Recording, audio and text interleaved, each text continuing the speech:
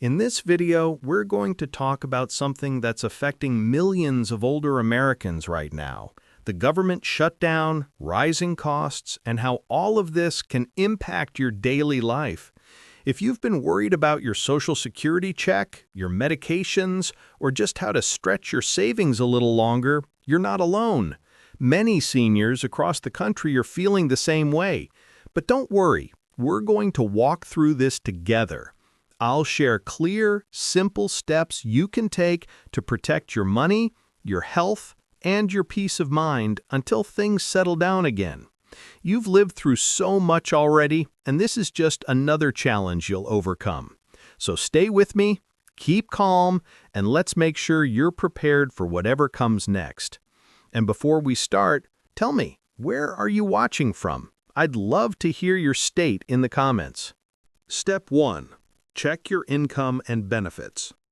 The very first thing you should do right now is understand exactly what money is still coming in and what might be delayed. When the government shuts down, not every payment stops, but some do slow down. For example, your Social Security checks will still arrive, but offices are short-staffed, which means new claims, changes, or corrections might take longer than usual. If you receive pensions or veteran benefits, most of those continue too, but it's still wise to double-check your bank deposits. Start by opening your online banking app or looking at your most recent statement. Note the exact date and amount of your last Social Security deposit. If it's later than usual, give it a few days before calling. Sometimes banks process payments slowly during shutdowns. But if your payment doesn't show up at all, don't wait too long. Call the Social Security Administration at 1-800-772-1213 or visit ssa.gov/myaccount to check your status. If you receive any extra help like food assistance or housing support, keep an eye on those too. Some smaller programs pause funding temporarily. The goal here isn't to panic, it's to get clear. Write down your income sources, the dates they usually arrive, and how much you can expect this month. When you know exactly what's coming in, you can make smarter choices about bills, groceries, and medications. Step 2. Keep some cash accessible. When times are uncertain, having a little cash on hand can bring real peace of mind. You don't need to withdraw everything, but it's smart to keep enough money nearby to cover your basic needs for the next 2 to 3 weeks. Think about your essentials: rent or mortgage, groceries, gas, electricity, phone, and medications. Add up what that costs, then try to keep that amount in cash, maybe around $500 to $1,000, depending on your situation. Why does this matter? Because during a shutdown, banks, credit unions, or even payment systems can experience delays. Direct deposits might come late, or online services might go down for maintenance. If something like that happens, you don't want to be caught waiting on technology to buy food or refill your prescriptions. Cash gives you flexibility. Store it safely, not under a mattress, but in a small home safe, a locked drawer, or a box only you and a trusted family member can access. And try to keep smaller bills like 10s and 20s, since not every shop or gas station will have change for large notes. If you bank with a local credit union or small community bank, it's also worth giving them a quick call. Many of them offer special help for seniors during shutdowns, like short-term fee waivers or emergency withdrawals. Remember, keeping a little cash nearby isn't about fear, it's about being ready. Step 3. Stock up on essentials. This isn't about panic buying, it's about smart planning. During a government shutdown, supply chains can slow down, and prices may rise without warning. Having a few weeks' worth of the basics at home means you won't have to rush out if shelves start emptying or if your benefits arrive late. Start with food. Focus on items that last a long time and are easy to prepare: canned soups, beans, rice, pasta, peanut butter, oatmeal, and frozen vegetables. Add some bottled water and a few comfort foods too. A favorite snack or treat can lift your mood during stressful days. Next, think about medications and health supplies. Call your pharmacy to see if they'll allow an early refill, explaining that the federal shutdown might cause delays. Many places like Walgreens, CVS, and Walmart understand and may approve it. Make sure you have at least a 30-day supply of your prescriptions and any over-the-counter items you use regularly: vitamins, pain relievers, or allergy pills. Check household items as well: toilet paper, detergent, soap, toothpaste, batteries, pet food, the small things you don't want to run out of. If you use medical devices like hearing aids or glucose monitors, make sure you have spare batteries or backup parts. Think of this step as giving yourself breathing room. You're not preparing for disaster, you're simply reducing stress and saving extra trips to the store. Step 4. Protect your health and medications. When the government slows down, your health still needs to keep moving. This is the time to double-check every part of your medical routine so you're not caught off guard. Start by reviewing your prescriptions. Look at how many pills or doses you have left. If you're running low, call your pharmacy right away. Explain that the federal shutdown could delay shipments or approvals, and ask if they can authorize an early refill. Most large pharmacies, like Walgreens, CVS, or Walmart, are willing to help seniors in this situation. If your refill requires a doctor's approval, don't wait. Call your doctor's office early in the day before they get busy. Many clinics now have online patient portals where you can request refills directly without waiting on hold. Also, make sure you know which pharmacy your insurance covers in case you need to switch locations. Check your medical insurance cards, Medicare, supplemental plans, pharmacy discount cards, and keep them all together in one envelope or small folder. That way, if you ever need to see a doctor or fill a prescription, everything's right there. And don't forget about your mental and emotional health. The constant news, price increases, and uncertainty can easily raise your stress levels. Try to keep a simple daily routine. Take a short walk, do some breathing exercises, listen to calming music, or call a friend. You've managed your health through many challenges before, and you know what works best for your body. Trust that wisdom. Step 5. Cut back on non-essential spending. When times get uncertain, every dollar you save becomes an act of strength. This isn't about giving up the little joys in life. It's about focusing your money on what truly matters. Start by looking at your recent bank or credit card statements. You might be surprised to see small charges you've forgotten about, things like streaming services, phone app subscriptions, or magazine renewals that automatically bill you each month. Go ahead and cancel or pause the ones you don't really use right now. Next, contact your utility companies: electricity, gas, water, phone, and internet. Many offer senior discounts or hardship plans during difficult times, but you usually have to ask for them. Explain that the government shutdown has affected your payments or delayed your benefits, and they might waive late fees or extend your due date. When it comes to groceries, plan your meals for the week and make a list before shopping. Buy store brands instead of name brands. They're just as good but often cost much less. Focus on foods that stretch your dollar, like rice, beans, pasta, soups, and frozen vegetables. Many grocery stores also have senior discount days, so it's worth checking your local schedule. And here's a helpful rule to guide your spending. If it doesn't keep you healthy, warm, or fed, it can wait. Write this down somewhere you'll see it. Finally, jot down your weekly expenses in a small notebook or even a piece of paper on the fridge. Seeing your spending in black and white keeps you aware and in control. Step 6. Keep your important documents organized. When government offices slow down or close, your paperwork becomes your best protection. Having all your essential documents in one safe place means you can handle problems quickly, whether it's a missing check, a benefits question, or a medical emergency. Start by gathering your key papers.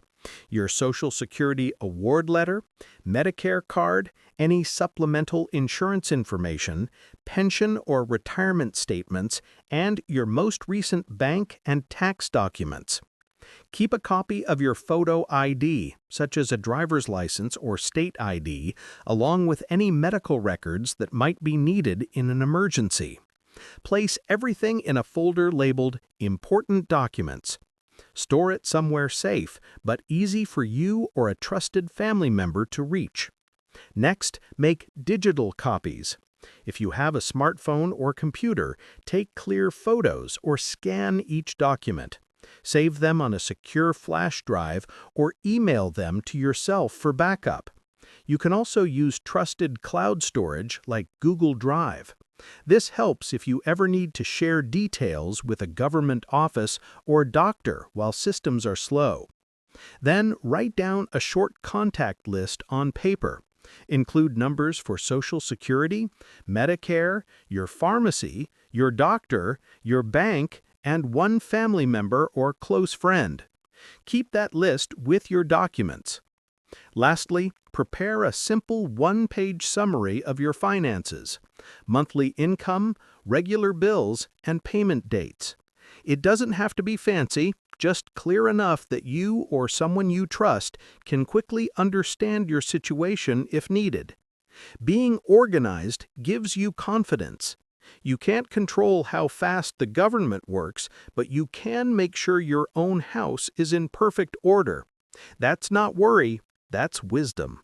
Step 7. Reach out to local and community support. Even when the federal government slows down, your community keeps going. Across the country, local organizations quietly step up to help seniors get through hard times with dignity and care. But many older adults don't know these services exist, or they hesitate to ask. Please don't wait until things become difficult. Help is meant to be used. Start with the Elder Care Locator, a free national service funded by the U.S. Administration on Aging. You can call 1-800-677-1116 and simply give your zip code. They'll connect you to your local area agency on aging, which can guide you to programs in your town or county. These agencies often organize services like home-delivered meals, transportation to doctor visits, help with utilities or rent, and even caregiver support. If you need food assistance, ask about Meals on Wheels or nearby food pantries. Many churches, community centers, and nonprofit groups are distributing groceries or meal boxes right now. Everything is handled respectfully and confidentially. No judgment, just kindness. For medical or prescription help, check if your pharmacy participates in patient assistance programs. Some drug companies offer free or low-cost medications for seniors with limited income. You can also reach out to organizations like the Salvation Army, Catholic Charities, or your local senior center, which often have small emergency funds for temporary needs. Community is your safety net. It keeps you steady when bigger systems pause. Reaching out isn't a sign of weakness, it's a sign of strength and wisdom. Step 8. Talk to your bank or credit union. Money worries can grow quickly when you're unsure what's happening, so the best thing you can do is stay in touch with your bank before any problem starts. Most financial institutions want to help their customers, especially seniors, manage short-term disruptions like a government shutdown. Start by calling your bank or credit union and explain that your federal payments might be delayed. Ask if they offer temporary relief programs, fee waivers, or short-term assistance for retirees waiting on benefits. Many community banks and credit unions have special options during crises, like small low-interest loans or flexible payment schedules for seniors. If you have automatic payments set up for utilities, insurance, or loans, review your account balance before each one goes through. If things look tight, it's better to pause an automatic withdrawal than risk overdraft fees. If a fee does happen, call your bank and request a refund. Most will gladly reverse it once you explain your situation. You can also turn on text or email alerts for deposits and withdrawals. This way you'll know the exact moment your Social Security check or pension arrives and can track your spending easily. If you keep money in multiple accounts, say savings and checking, move a small portion to your checking account for easier access. Liquidity, meaning cash that's ready to use, matters during uncertain times. And don't hesitate to ask questions. You're not bothering them. This is what banks are there for. Step 9. Protect your peace of mind. In times like these, the hardest struggle often isn't financial, it's emotional. When every news channel talks about shutdowns, wars, and prices going up, it's easy to start feeling anxious, tired, or hopeless. But protecting your peace of mind is just as important as protecting your money. Start by limiting how much news you watch. Staying informed is good, but watching constant bad headlines can raise your stress and blood pressure. Try setting a timer, maybe 30 minutes in the morning and 30 minutes in the evening, and then turn it off. Spend the rest of your time doing things that lift your spirit instead of draining it.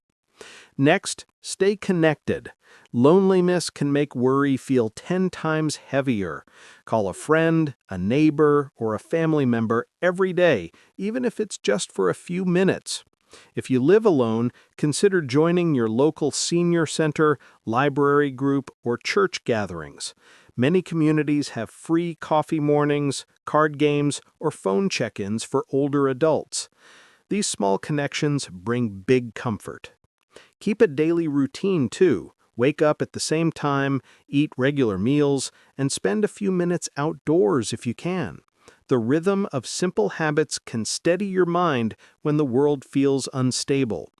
And remember, if you ever feel completely overwhelmed, you're not alone.